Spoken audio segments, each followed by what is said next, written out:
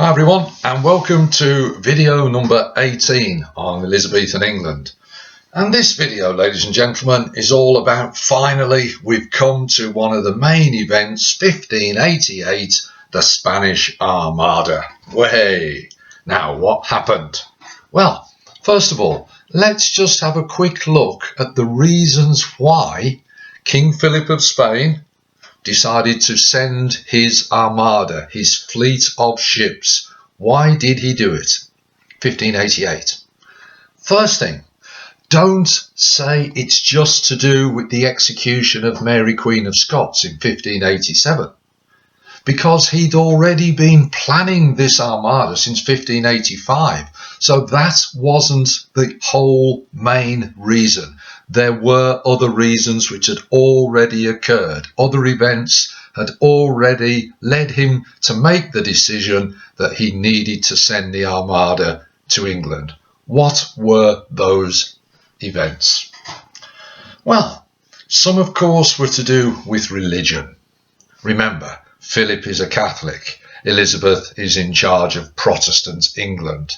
He had a long-term plan to get rid of the heretics, the heresy of Protestantism as he saw it, and restore the Catholic religion. If you remember, the Pope had excommunicated Elizabeth and issued the famous papal bull. Do you remember? You know you do. The papal bull excommunicating Elizabeth. So the religious factors were also there. The Pope also had said to people, look, if you join the Armada, if you fight in the Armada and restore the Catholic religion, then I will issue you with a pardon. God will forgive you of your sins. Now that was important back then because people were more religious. So that plays a part. Also, of course, the Pope had said to Philip, if you succeed, I will give you some reward. I will give you money. So the religious reasons are there, and they helped to persuade Philip. But there were also some political reasons. If you think back to the video on the Netherlands, England under Elizabeth had helped the Protestant Dutch rebels against Catholic Spain. The Treaty of Nonsuch, 1585. Philip was aware that Elizabeth was trying to create an empire to rival and challenge his Spanish empire, and he did not want that. So there were political reasons as well as religious reasons. If you remember from the Netherlands video also, things did not go well for England on land in the Netherlands. So Philip is thinking, right, I've had success against England here. Maybe England is a bit weak. Maybe now is the time that I can go and put my plan into action and finally defeat them. So there again, we have some reasons. Philip had been provoked. If you remember, El Drac, Sir Francis Drake in the New World. The idea of him being almost like a pirate, stealing all the Spanish gold and attacking Spanish ships. So Drake and Hawkins and other privateers, their provocation in the New World also had upset King Philip. So if we put all of that together, we see that really it was a power struggle.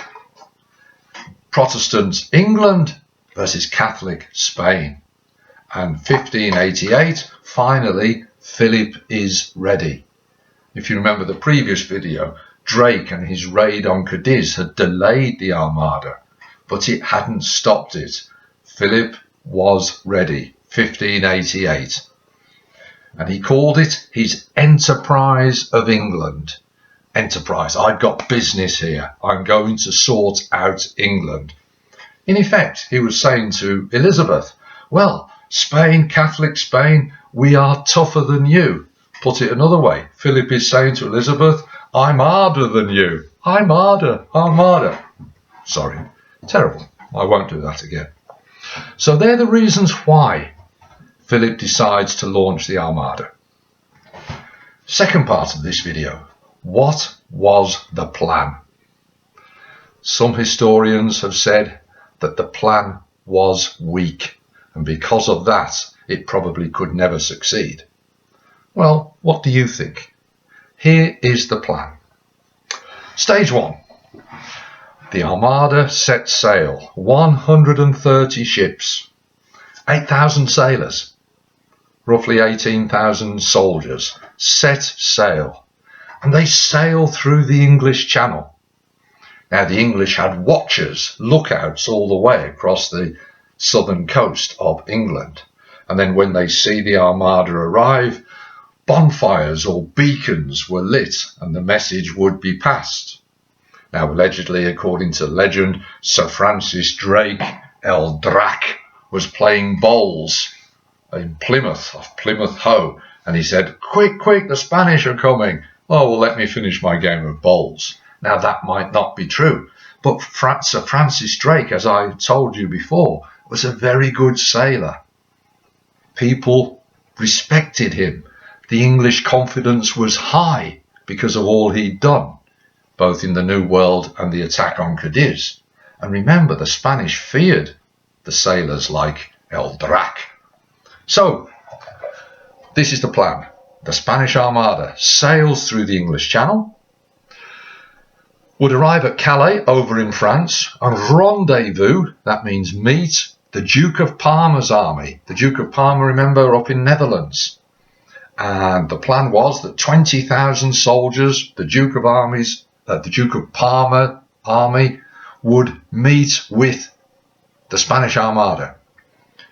Stage 3, the army would get onto barges, and the barges would sail across the channel, protected by the Spanish Armada, protected by the Spanish galleons. Land in Kent, march to London, overthrow Elizabeth, restore the Catholic religion. That was the plan for the Spanish Armada. Now, what actually happened? July, the Armada sets sail, and it sails through the Channel successfully.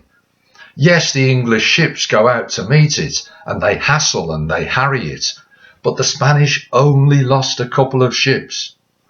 By the start of August, stage 1 of the plan had been achieved. The Armada had sailed through the Channel. Now, they'd sailed through in a special formation, a little bit like a crescent moon or a banana, okay? And they'd sailed through the English Channel successfully. And because of the shape of this and the fact that they were there, the English did attack but did not cause much damage. The crescent shape was successful.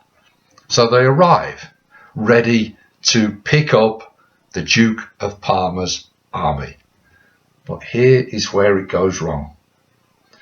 Parma's soldiers, Parma's troops were blockaded by the Dutch ships up in the Netherlands. So they were not there. They had not arrived on time. This is the first sign that things maybe are not going to the plan. So on that night of the 6th of August, the Spanish Armada is waiting. The English fleet arrives, led by Lord Howard. Now, he makes a very, very sound and good tactical decision. He gets 8 ships, sets them on fire, and sends them towards the Spanish Armada, who were waiting for Parma's troops. These 8 fire ships, the wind blew them towards the Spanish ships. That was a bit of luck for England. They cause panic. The Spanish ships, some just pulled up their anchors and moved. Others cut their anchors and moved. That broke up the defensive formation. Now then, on the 8th of August, the Spanish have regrouped, but they did not form again the correct defensive formation. They couldn't get in the proper defensive formation. Okay? It had all gone a bit crazy. It had all gone a bit bananas. Sorry. So, let's get serious here. The 8th of August, we have the battle. the Battle of Gravelines. Now, if you are in the exam, it's pronounced Gravelines, but you can spell it Grave Lines, Gravelines. Just off the coast of Gravelines or Grave Lines, we have the battle. Now, it was very, very rough seas. Whoa! There was a storm blowing. Put that in your mind for the next video. Many of the Spanish ships were sunk. The English are attacking. The battle is going on in this storm. Many ships were sunk. Many ships were damaged. About 1,000 Spanish sailors were killed in this battle. On the other side, no English ships were lost. None. And about 50 English sailors were killed. Look at the difference there. Wow. The Spanish were driven by the strong winds. They headed north because that's the way that the wind was blowing. The English ships followed them and harried them and hassled them. But in the end, the English had to turn back because they were running out of supplies themselves. But the Spanish kept going, and they went all the way up the east coast of England and up to Scotland. And then they went round the top of Scotland. And they came down the west coast between Scotland and Ireland. All the time the wind is howling and blowing them. Many ships were wrecked off the coast of Scotland and Ireland, and many soldiers and sailors on those ships drowned. Thousands. Some sailors and soldiers managed to actually get themselves onto the coast of Scotland and Ireland, but they were killed by the local inhabitants there. Finally, about 80 ships limped back to Spain. Remember, 130 had set off. So almost half of the ships had been destroyed, either in the battle, sunk by the English, or destroyed by the storm and the wind. The Spanish Armada had failed, ladies and gentlemen. 20,000 dead. Protestant England had been seen to triumph over Catholic Spain. Why was that?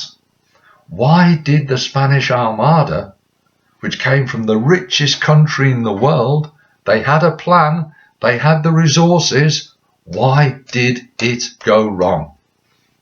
Well, there were several reasons. Many, many reasons. And sometimes in the exam, they ask you that exact question. Why did the Spanish Armada get defeated? And the answer is in the next video. So look out for that one. So there we see the Spanish Armada. The English against the Spanish. August 1588. Elizabeth, triumphant at last. The challenges that she had faced, the Catholic plots, Babington, Throckmorton, Ridolfi, the problem of Mary Queen of Scots, the problem of Spain, Catholic Spain. All of these challenges, 1588, seem to have been sorted out. Have a look at the next video to explain why the Armada lost. Hope it's been useful. I'll speak to you soon. All the best now.